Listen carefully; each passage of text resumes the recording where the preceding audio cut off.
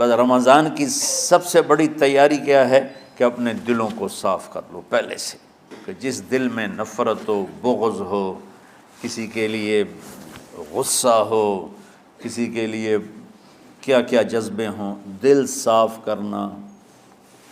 ہمارے گھروں میں روزانہ جھاڑو ہوتا ہے، یہاں مدرسے میں روزانہ صفائی ہوتی کہ نہیں ہوتی؟ کیونکہ دنیا کی اصل گندگی ہے تو جھاڑو ہاتھ سے نہیں چھوٹ سکتا۔ حرم شریف میں دیکھا کیسے چاروں طرف خدام پھر رہے ہوتے ہیں برش لے کر، تو دل پہ غبار ایسے آتا ہے جیسے صحن میں غبار آتا ہے، دل پہ گندگی ایسے آتی ہے جیسے صحن میں آتی ہے۔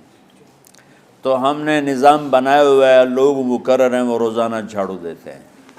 تمہارا دل ایک آنگن ہے، ایک صحن ہے، اس میں بغض، نفرت، حسد، پتہ نہیں کیا کیا گندگیاں آئیں گی اور آتی رہیں گی۔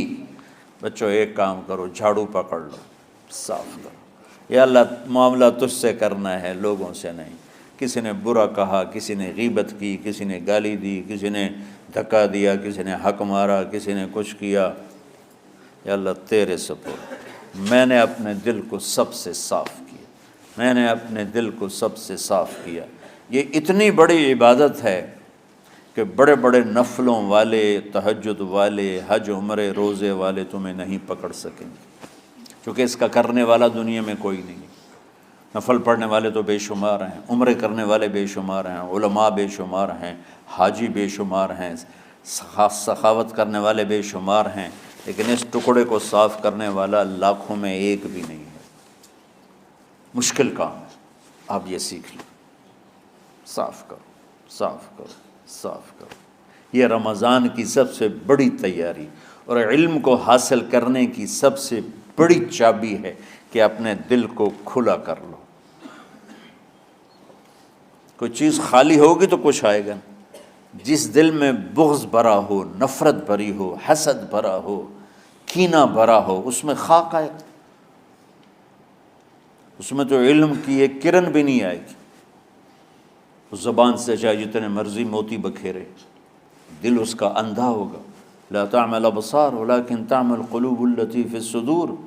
یہ آنکھوں سے اندھے نہیں، دل سے اندھے ہیں۔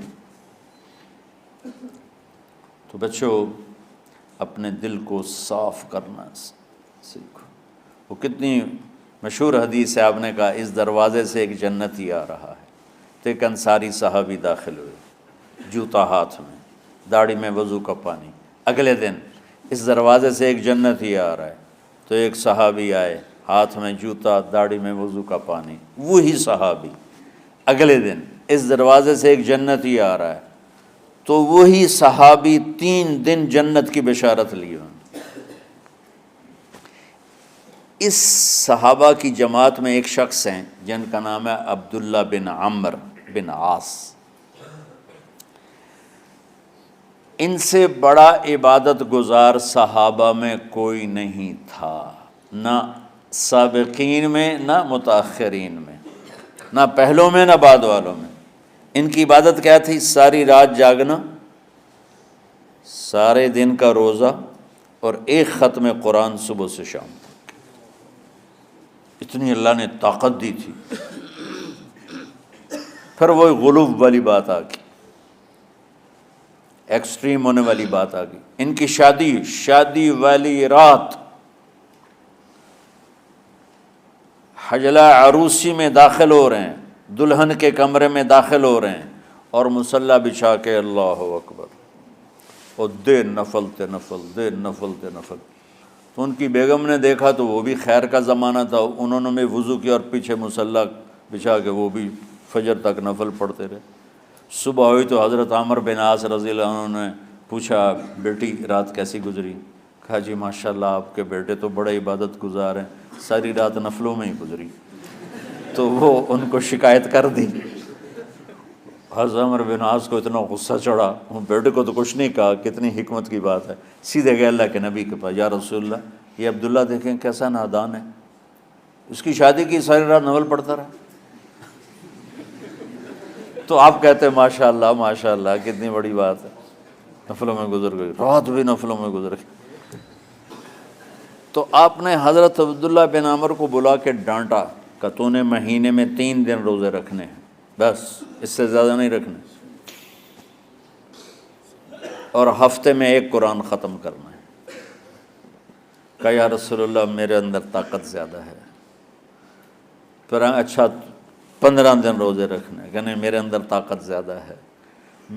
آپ اس کو تھوڑا تھوڑا کر کے گھٹاتے رہے، اور وہ ہر دفعہ نہیں یا رسول اللہ میرے اندر طاقت زیادہ ہے۔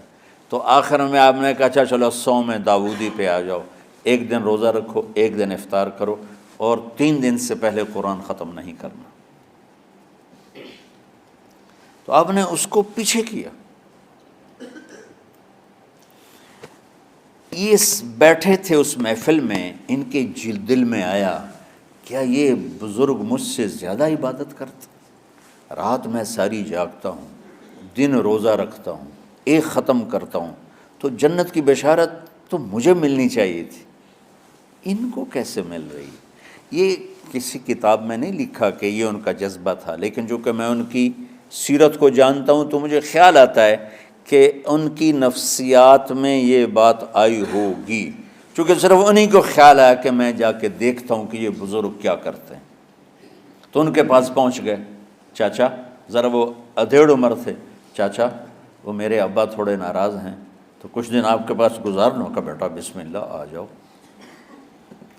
اب رات ہوتے ہی عشاء کی نماز پڑھ کے انہوں نے جلدی سے چادر اوپر لی اور یوں سراغ کر کے ان چاچا کو دیکھنے لگے ایسے کر کہ اب یہ کیا ساری رات سجدہ کرے گا، اور ساری رات روتے روتے روتے روتے مصلی گیلا ہو جائے گا، یا ساری رات رکوع کرے گا، ساری رات قیام کرے گا، ساری رات قرآن پڑھے گا، اس تصور سے یوں دیکھ رہے۔ اور وہ بزرگ صحابی تشریف لائے، سرانے پہ سر رکھا، اللہم بسمک اموت و احیا، ہو گئے۔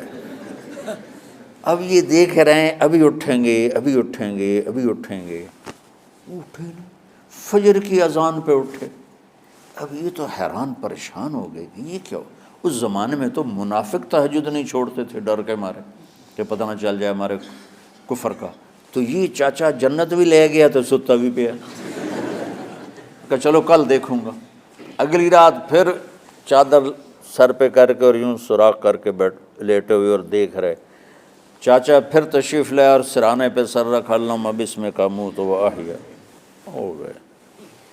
فجر کی اذان پہ اٹھے، یہ اور پریشان ہو گئے کہ میرا نبی کا فرمان تو سچا ہے، اس میں تو شک بھی کفر ہے، لیکن عمل کیا ہے جس پر اس کو جنت کی بشارت ملی؟ 2 رکعت نفل بھی نہیں۔ اور آج کے دور میں تم میں سے ماشاءاللہ اکثر بچے تہجد پڑھتے ہیں کہ 1 رات اور دیکھوں گا، تیسری رات اللہم بسمک اموت و احیا، ہو گئی ساری رات۔ تو تیسری رات پھٹ پڑے عبداللہ بن عمر، کہنے لگے چاچا میری ابا سے کوئی لڑائی نہیں تھی، 3 دن میں تیرے بارے میں سنتا رہا، جنتی جنتی جنتی۔ میں دیکھنے آیا تھا کہ آپ کیا کرتے ہیں، آپ تو کچھ بھی نہیں کرتے ہو، ساری رات سوتے رہتے ہو، اب کیا کرتے ہو؟ انہوں نے کہا بیٹا یہی ہے جو تم نے دیکھا ہے۔ اب ان کو سمجھ میں نہیں آ رہا کہ یہ جوڑ کیسے بٹھاؤں، ادھر جنت کی بشارت، ادھر ساری رات خراٹے، اب یہ اس میں جوڑ کیسے بٹھاؤں، کیونکہ نبی کی بات تو غلط ہو نہیں سکتی۔ تو اب وہ نا ایسے نا بڑے بے دل سے ہو کر واپس مڑے، پتہ نہیں کی چکر ہوئے گی کوئی گل۔ جب وہ دروازے تک پہنچے تو کہنے لگے بیٹا ادھر آنا، واپس آ گئے۔ کہا میں تمہیں اصل راز کی بات بتاتا ہوں۔ کہا کیا ہے کیا ہے؟ تو یہاں ہاتھ رکھا، کہا یہ جو دل ہے نا اس میں کسی انسان کی نفرت نہیں۔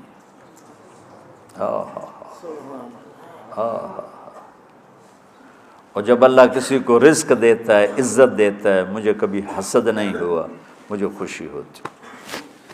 تو عبداللہ بن عمر نے کہنا تھا ہاں یہ بات ہے، نہیں، انہوں نے کہا ہاذا ہوا، اچھل کے کہنے لگے ہاذا ہوا، ہاں ہاں ہاں ہاں یہی ہے یہی ہے یہی